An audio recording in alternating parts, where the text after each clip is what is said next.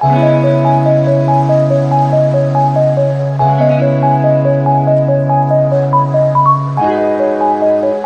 Hafeez for your most valuable presentation because it was all your presentations were based on analytical and research oriented, and it was a very beautiful presentation too. And many misconceptions were destroyed through your presentations. Thank you so much for your valuable time and your dedication and commitment for the society. Thank you, Doctor. Thank you very much, Sonia. Now we have Dr. Kavita from State of Tamil Nadu for a concluding remark about the session. Dear participants, kindly note there will be an interaction session immediately after the concluding remarks. We inviting your participation. You can either directly ask to doctor or you can post your doubts or questions in the chat box. I welcome all of you for this concluding remark. Over to Kavdana. Good evening, everybody, and good evening, Dr. Sonia, Hafeez, Padiyath. It's a pleasure to hear your lecture, your valuable points, which we will definitely carry to all the pregnant ladies present and in the coming future.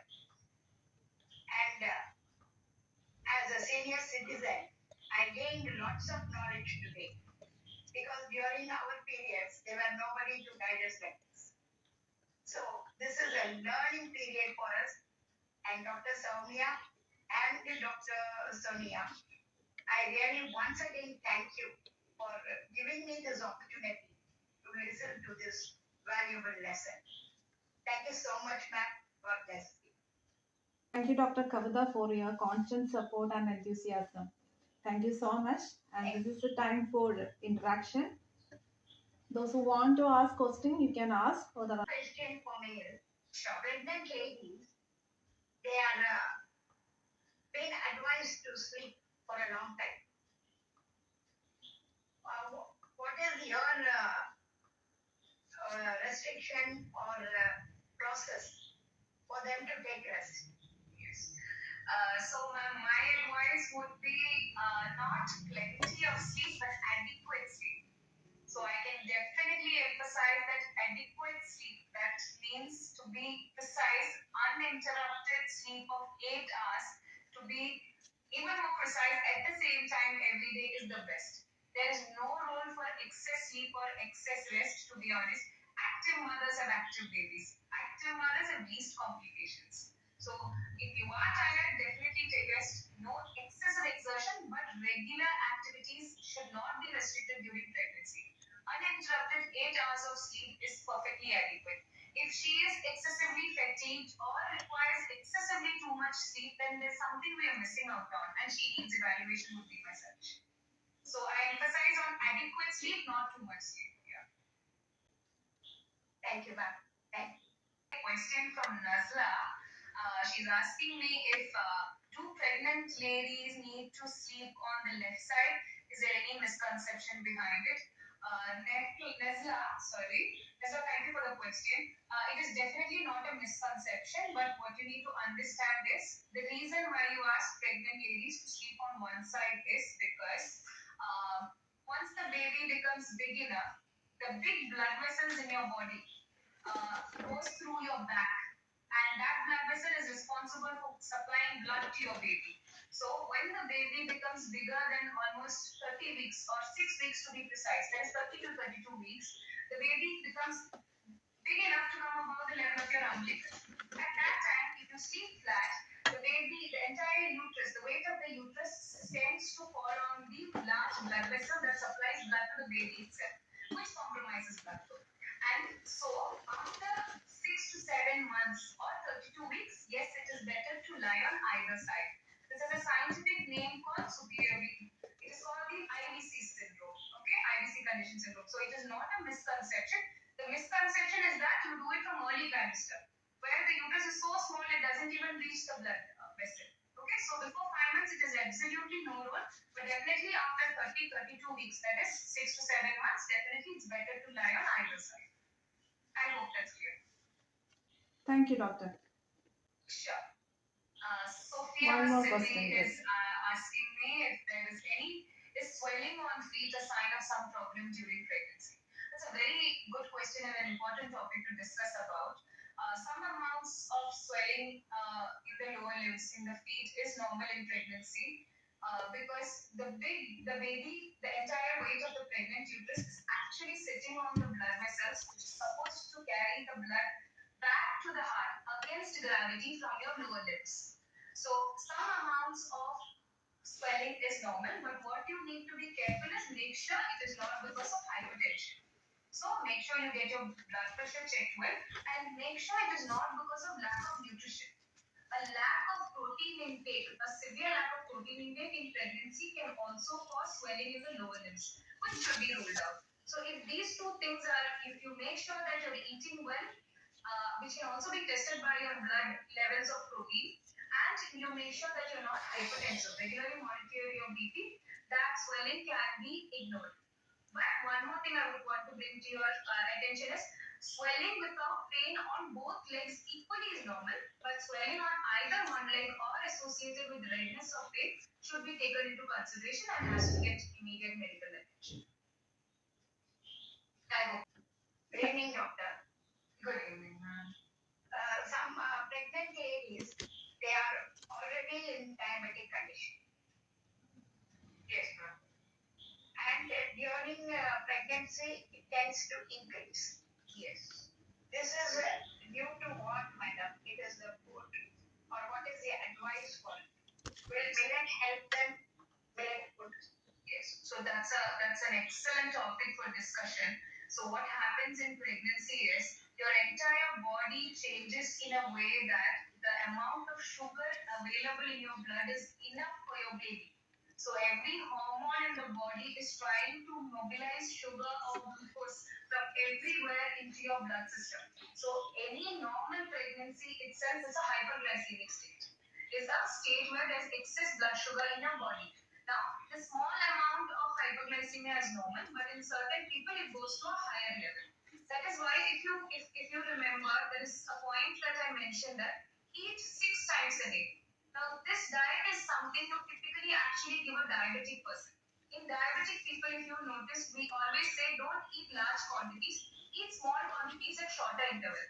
Because you need a constant level of sugar. Like I mentioned in pregnancy, the absorption of glucose is very fast and your sugar levels spike very fast. So does it fall fast, which is exactly like a diabetic person. So you actually, even a normal person who does not have diabetes in pregnancy, eat like a diabetic person. That means make sure you split your meals into 6 parts so that your sugar level is continuously maintained. You don't want a high and a low. You want a continuous maintain. And that can be achieved by splitting your meals. Splitting your meals means if you're having breakfast, if you're somebody who has 3 dosas or like a bowl of fruits or an oat, have one at in the regular time and eat another bowl after 1 hour or 1.5 hours.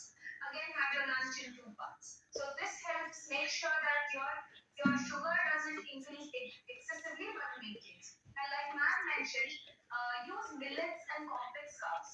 Now these millets and complex carbs have a lot of fiber in them. And what happens is rice has glucose in it, carbohydrates in it, so does millets. But because of the high content of fiber in the millets, the rate at which the body absorbs the glucose is very slow. So in fact, you get the same amount of glucose but at a very slow rate. So you get it over a time period. It is that certain spike of sugar that causes harm, not the total sugar. So this is why every pregnancy, it's better to treat it as a diabetic state. Be extra careful to alter your diet accordingly. I hope that's it. Thank you, ma'am. Thank you. I think there's a question by Zalina. I'm having lack of sleep at night. It's my 12th week. Also, bitterness in my mouth. Is it normal? So these are actually expected early pregnancy changes. The lack of sleep is usually correlated with bad gastric symptoms. So it is a very transient symptoms. It happens at your first trimester, and you should be glad you're in your 12th week because it's maximum in the 12th week, and now it will get better for you. So give it some time would be my suggestions because first trimester is not the time where I want you to take. I want any pregnant lady to take any medicines unnecessarily. Bitterness. Yes, doctor. Yeah, I think Akila read out which says, can mood changes of mother affect the child genetically? It is scientifically proven that what the mother goes through, including stress, can induce free radical and hormonal changes, cortisol level changes in the mother's body. Cortisol is a hormone that you get when you're stressed out or when you're tensed. Your body is actually preparing you to fight something. So this actually can increase the sugar levels and the free radical levels in your body, which can directly affect the child physically and mentally. So it is very important that the mother is relaxed and calm during the pregnancy. And what you asked is a scientifically proven thing. Definitely, the mood changes and the mental state of the mother has a huge effect on the child. I hope that's okay, Akila. Can morning sickness be avoided? Oh, I hope, I think you're just if you're lucky enough not to get it. It cannot be avoided. Some people are just prone to have it, but you can definitely control it. Alter your diet habits. I would say the best way to control it is be active. Just get back to whatever you're doing. If you're working, get back to your work. If you're working, exercising, get back to exercising. Do what you love. Be active. It's when you sit back and try to take a lot of rest that it affects you usually. So keeping yourself active would be the best to keeping yourself active would be the best way to manage morning sickness. Is my suggestion. Of course, medications can be used. Avoid medications as much as possible, but there are time-tested medications like dicyclomine, which can definitely be used. But these changes in lifestyle would be the first step and the foremost step to take care of when you have morning sickness. I hope that's clear for you. Thank you, doctor. I hope the questions are over. Anyone else? Good evening, doctor. I'm Kalita here once again. Yes, ma'am. Yes. What is the best vegetarian food, madam? Okay. For vegetarian people who don't eat non-veg during pregnancy, what is the best vegetarian food for them? Okay, so the biggest problem the vegetarians face within pregnancy is how to fill in your protein intake, because meat is a huge source of iron and protein actually. Though vegetables contain iron, the type of iron present in meat is better absorbable. So two things vegetarians have to be specifically careful about is one is protein, one is iron. So how you can increase your protein intake is there are a lot of vegetarian options for protein, which includes dairy products like paneer, cottage cheese. You can include things like soya protein, which is an excellent source. There are a lot of millets, like ma'am mentioned. Barley is good, jowar is good, bajra is good. These are excellent sources of protein. All green gram pulses are actually as good as meat when consumed in good quantities. So this will actually take care of the protein part of the vegetarian diet. Now next is the iron part. Focus on food that are high in iron content like green leafy vegetables. Dates are a good option, which is why I said forget the misconception of dates. Eat dates well. And importantly, when you take food rich in iron content or even your iron tablets for that example, do not mix it with your regular diet. If you take iron tablets or food that contains iron, this concept of mixing dates with milk and drinking, like you see in the TV advertisements, is not right.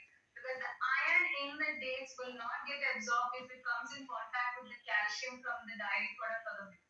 So it actually becomes a waste. So whenever you take iron tablet, there's a way to take it. Do not take it with your meal. Do not take it with milk either. So take it either 2 hours after your meal or empty stomach. Okay, so this will actually help you get your protein content as well as your iron content. Also, another trick I'd like to tell you is whenever you're taking your iron tablets, take it with a glass of lime juice or eat it with an orange. Basically, that acidity helps to take iron. A lot of people say I'm taking a lot of iron, but it doesn't help me at all. It is because the iron you're taking is not getting absorbed, because there's a way to take iron. On the empty stomach, it is difficult, so always try to take it like 2 hours after a meal with a glass of lime juice or anything that contains vitamin C. Guava is the best source of vitamin C. Oranges are excellent. Amla is excellent. So that is how you need to consume your iron. So those will be the advices I'd like to give a vegetarian: protein and iron intake. Thank you. Thank you.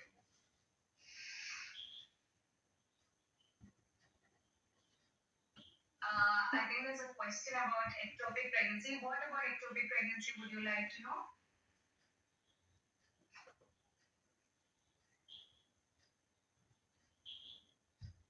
Are you asking who's prone for ectopic pregnancy?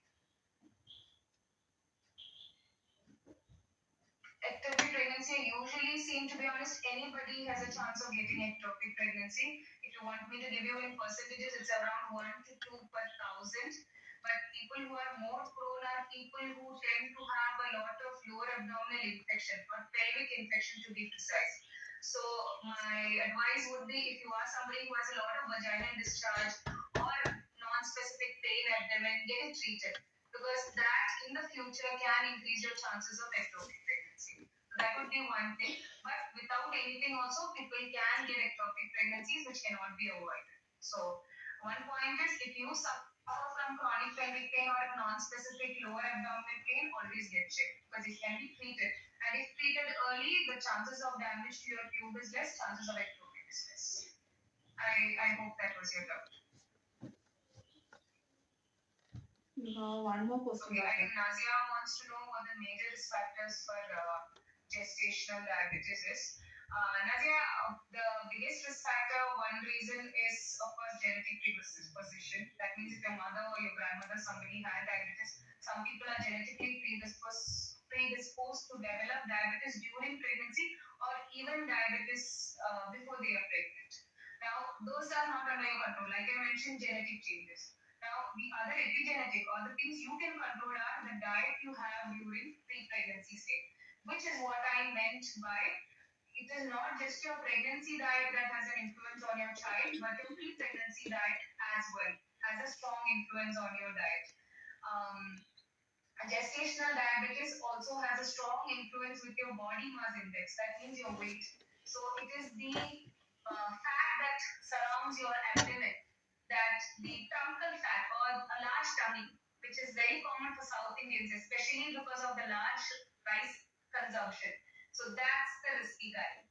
The truncal fat actually predisposes a lot to gestational diabetes. So if you're a young person or a young lady planning for pregnancy, try to have a good workout plan, try to get into a good BMI before pregnancy, avoids a lot of risk factors, not just gestational diabetes, but hypertension and a lot of things. Like I said, a lot of things cannot be controlled, but these are things that are totally under your control. So yeah. I hope that was clear, Nancy. Thank you, Doctor. It was a very wonderful and fruitful interaction section. Thank you all participants. I once again thank Dr. Sonia Hafeez for her very smart way of presentation. Sorry to interrupt. Oh, okay, ma'am. Sorry to interrupt. There is one more question. Madam, in my family, I don't know what was the reason. Two of them for the first pregnancy time.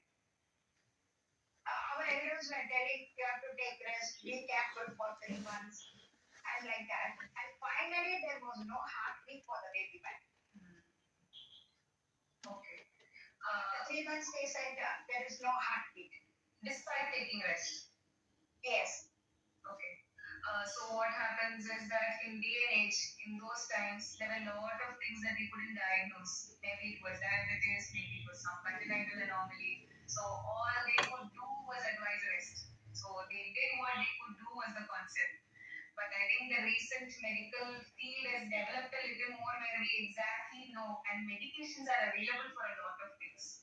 Like there can be clotting disorders, which can cause such typical loss of heartbeat in early pregnancy, which there was no test back then to identify it. So elders could all tell us is take rest and eat well. Those are the two things that you could easily do. But nowadays, the investigation for such pregnancy loss have come up so much that it's diagnosed better. But my point would be, you take that rest or not, you could probably end up with it. There's nothing to do with the rest probably, but definitely something could have been investigated and found out. There are definite conditions in pregnancy that require rest also, such as a cervical incompetence, which would probably you need a stitch, which today actually the stitch placed is so good, like laparoscopically, that you actually don't need bed rest for that also. So the reasons why you need to take bed rest in pregnancy is actually coming down lower and lower thanks to the advancement of the medical interventions. So yeah, so I don't blame them. That's all they had then. But now thanks to the newer interventions and the smarter people, we have better facilities. We have better solutions. Thank you, Sonia. Thank you, doctor. Thank you, Dr. Kavita and Dr. Sonia Hafeez. Very interactive section. And I hope, I'm sure all your effort and all your answers definitely benefited many people. Very happy for that and very glad for all your effort and commitment. Thank you, doctor. Thank you so much. Mere words are not enough to show our thanks and respect and also gratitude, because not only one or two persons are contributing, including all participants, many people, including many doctors who have contributed, irrespective of the busy schedule and tight duties. We are understanding that, but still you are taking that effort for many people. Thank you, doctor. I once again thank you all.